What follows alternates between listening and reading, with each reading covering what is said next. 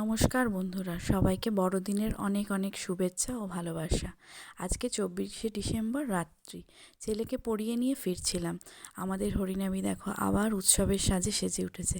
শ্রী শ্রী অনুকূলচন্দ্র ঠাকুরের জন্মবার্ষিকী উপলক্ষে হরিনামি মাঠ আজ সেজে উঠেছে। কালকে তার উৎসব 25শে ডিসেম্বর উৎসব উদযাপিত হবে।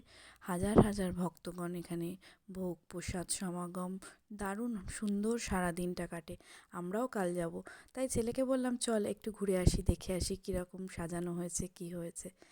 তোমরাও দেখো, ঠাকুর দর্শন করো, আমাদের হরিনামি মাঠ কীরকম লাগছে সবাই ভিডিওটা দেখলে জানিও।